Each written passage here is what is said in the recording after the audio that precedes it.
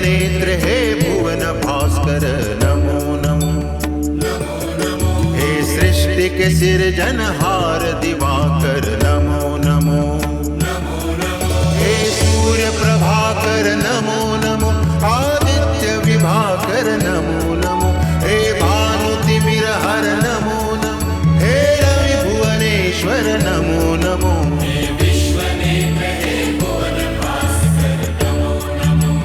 नमो नमो। हे सृष्टि के सिरजनहार दिवाकर नमो नमो। ओम सूर्याय नमो नमः। ओम सूर्याय नमो नमः। ओम सूर्याय नमो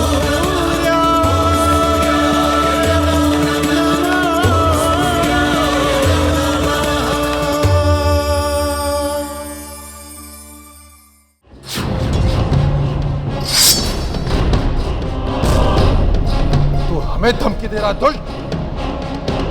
तेरा इतना दुस्साहस हमारी राज्यसभा में खड़ा होकर हमें धमकी दे रहा है। तुरंत हमारी राज्यसभा से बाहर चला जा, अन्यथा परिणाम तेरे इतना अच्छा नहीं होगा। जा। बड़े भैया, मैंने तो आपको पहले ही कहा था कि आपको क्रोध आ सकता है, किंतु मैंने जो भी कहा वो धमकी नहीं, चेतावनी है। धमकी हो या चेतावनी, दोनों एक ही बात है। अब हम तुम्हारे मुंह से एक शब्द भी सुनना नहीं चाहते। यदि अपना भला चाहते हो तो तुरंत यहां से चले जाओ। जाओ। जैसी आपकी इच्छा बड़े भैया, किंतु हम तो। देवर जी, हम जानना चाहते हैं कि आपकी इस चेतावनी का अर्थ क्या है। आप अपनी बात पूरी कीजिए। भाभी श्री, मैं तो बड़े भैया को केवल इतना ही कहना चाहता हूँ कि जो शत्रुभाव से सामने ना आए, उनके साथ शत्रुभाव रखने से शुभ शक्तियां प्रसन्न नहीं होती। जब असुर शत्रुभाव रखकर धरती पर आए तो आप उन्हें अवश्य दंडित करें,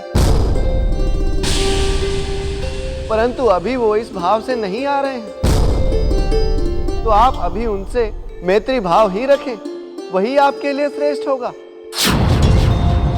ठीक कहा आपने। हम लोग इसने ठीक कहा या नहीं, इसका निर्णय आप हम पर छोड़ दीजिए महारानी। ये राजनीति और कूटनीति की बातें आपके अधिकार क्षेत्र में नहीं। और तू दुष्ट, भाई की आड़ लेकर के पीठ में छुरा भोंकने वाले विश्वासघाती, याद रख, किसी भी शुभ शक्ति से डरते नहीं। अब यदि तू 2 पल में यहां से नहीं गया तो इस परिणाम का उत्तरदायी तू स्वयं होगा। बड़े भैया, मुझे जो उचित लगा वो मैंने आपसे कहा, बाकी सब भगवान सूर्य नारायण की इच्छा। नारायण नारायण। सुनो। जी महाराज। सेनापति को हमारा संदेश भिजवा दो, हमारी आज्ञा का पालन कड़ाई से हो। किसी भी असुर के पृथ्वी पर आते ही उसे राज के हवाले कर दिया जाए। जो आज्ञा महाराज। आप सब भी जाइए।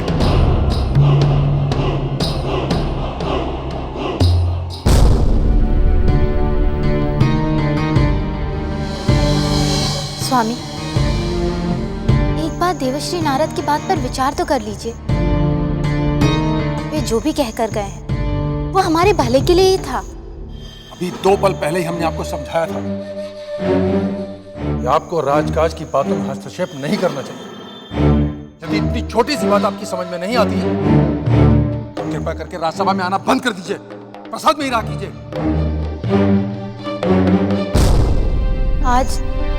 आज रात सिंहिका का विवाह है और उन लोगों ने हमें निमंत्रित तक नहीं दिया। तो अच्छा किया। हमारा बस चले, हम पाताल लोग जाकर इस विवाह को रोक दें।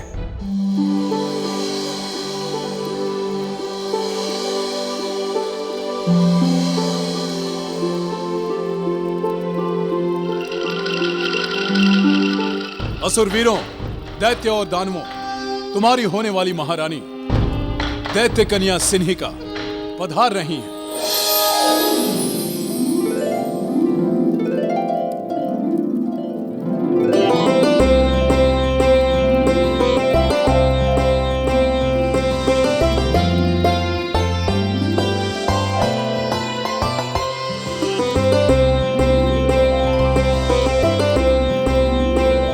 सुंदर, अति सुंदर। हमारी महारानी संसार में सबसे अधिक सुंदर है। असुर वीरों, अपनी महारानी को सदा पूरा सम्मान देना, अन्यथा कुछ भी हो सकता है, और जो होगा उसके उत्तरदायी हम नहीं होंगे। असुर वीरों, पाताल राज विप्रचति और पुत्री सिन्हिका का विवाह केवल इन दोनों के लिए शुभ नहीं है, किंतु पूरी असुर जाति के लिए शुभ है। पाताल लोक में हो रहे इस ऐतिहासिक विवाह के समारोह के पश्चात असुर जाति का सौभाग्य जाग उठेगा। पाताल राज विप्रचति और पुत्री सिन्हिका के विवाह के पश्चात एक शक्तिशाली पुत्र का जन्म होगा, जिसके बल के आधार पर असुर जाति पाताल, पृथ्वी, स्वर्ग और अन्य लोकों पर अपना अधिकार प्राप्त कर लेगी। पाताल राज की जय! महारानी सिन्हिका की जय! असुर वीरों, आप सबकी प्रसन्नता देखकर मुझे जो प्रसन्नता हुई है उसे मैं शब्दों में वर्णन नहीं कर सकता। मैं चाहता हूं कि पूरी असुर जाति पाताल लोक में हो रहे इस ऐतिहासिक विवाह को ध्यान से देखे, क्योंकि जीवन में ऐसा अवसर फिर नहीं आएगा। पाताल राज विप्रचति और पुत्री सिन्हिका के विवाह के पश्चात एक शक्तिशाली पुत्र का जन्म होगा, जिसके सामने मनुष्य तो क्या, स्वर्ग के सारे देवता थर थर कांप उठेंगे।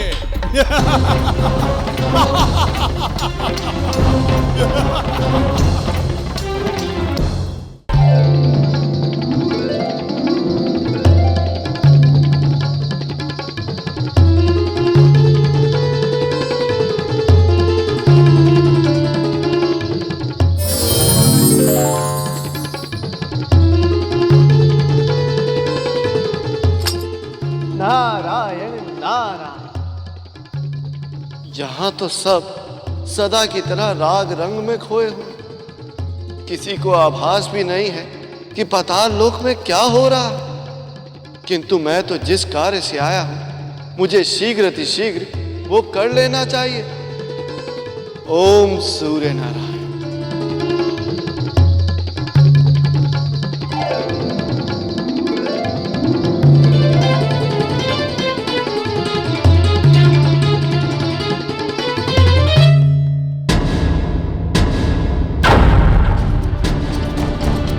क्या हुआ?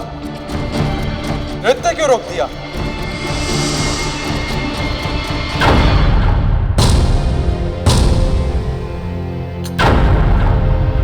इंद्रदेव को नारद का प्रणाम। प्रणाम देवर्षि, स्वागत है आपका। नारायण नारायण। नृत्य में बाधा का कारण मैं हूं इंद्रदेव। मेरे ही संकेत पर अप्सराओं ने नृत्य रोका है। देव ऋषि नारद, हम जानते हैं कि नृत्य और गायन जैसी कलाओं में आपकी रुचि नहीं, किंतु इसका अर्थ तो ये नहीं कि आप दूसरों को भी इसका आनंद लेने से रोके। यदि आप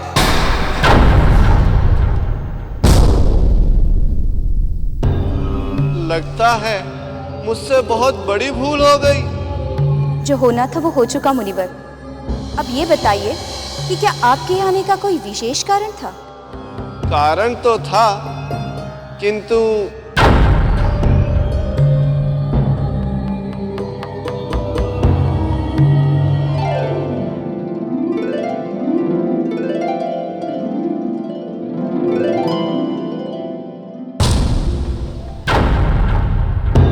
देवराज इंद्र, लगता है आपको ज्ञात नहीं है कि आज रात असुर राज विप्रचति और दैत्य कन्या सिन्हिका का विवाह हो रहा है। हो रहा होगा,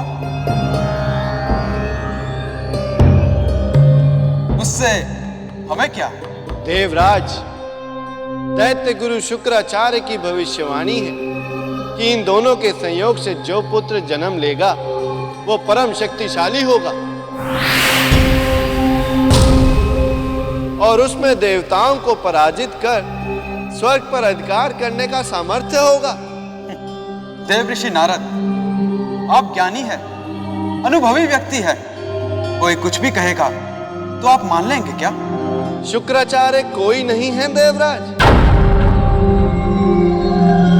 वो एक सम्मानित देवता हैं, ग्रह मंडल के सदस्य हैं। उनके कहे को गंभीरता से लिया जाना चाहिए।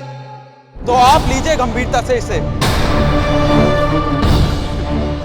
मेरा विचार तो यह है कि आप और शुक्राचार्य दोनों मिलकर मुझे डराने का प्रयत्न कर रहे हैं।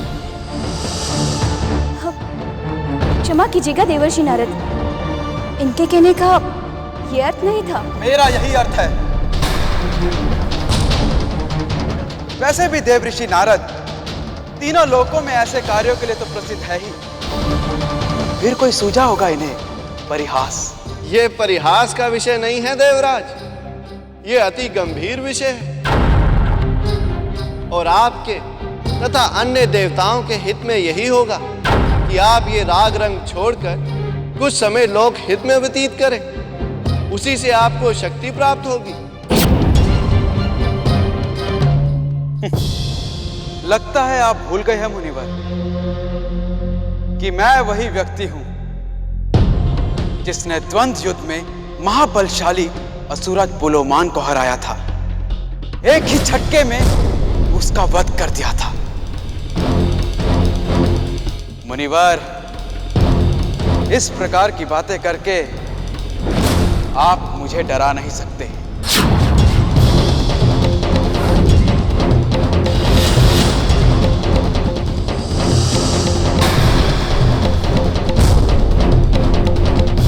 देवराज इंद्र, आप देवर्षि को उनकी भूल गिना रहे हैं, किंतु लगता है कि आप स्वयं में भूल गए हैं कि पुलोमान का वध आप भगवान सूर्यदेव की कृपा और हम जैसे ऋषि मुनियों के आशीर्वाद से ही कर पाए थे। और लगता है कि आप ये भी भूल गए हैं कि भगवान सूर्यदेव ने आपको स्वर्ग के राज का वरदान देते समय ये समझाया था कि लोकहित के कार्य करके ही आप इस सिंहासन पर लंबे समय तक बने रह सकेंगे।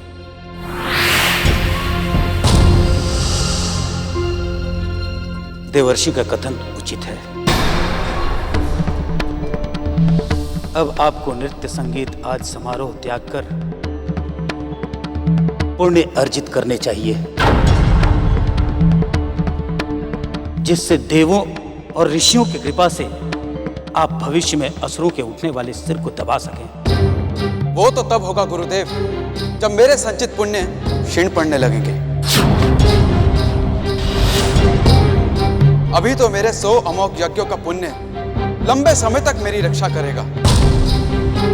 मेरे रहते यदि असुरों ने स्वर्ग पर आक्रमण करने की चेष्टा की तो मैं अकेला ही पूरी सेना को चींटियों की भांति मसल दूंगा।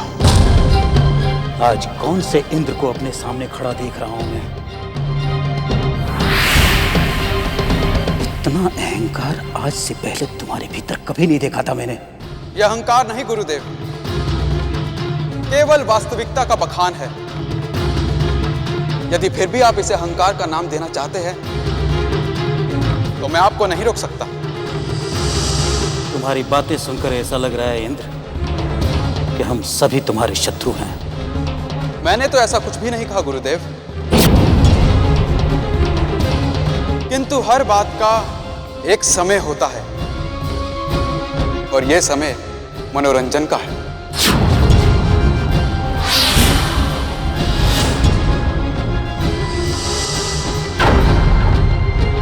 सेवक।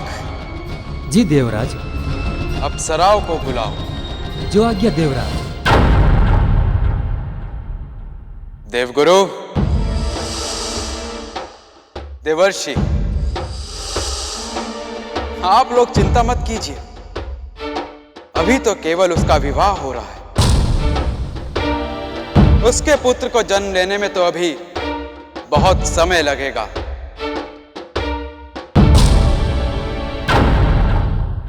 असुरवीरों, विवाह की इस पद्धति में अग्नि तो होगी किंतु फेरे नहीं होंगे। इस पद्धति में वर और वधू एक दूसरे के सामने बैठेंगे और एक दूसरे की आंखों में आंखें डालकर देखते रहेंगे। तब तक देखते रहेंगे जब तक इनकी आंखों में से आंसू ना निकले, और आंसू निकलने के पश्चात ये एक दूसरे के आंसू पिएंगे। पातालराज विप्रचति, आरंभ करो।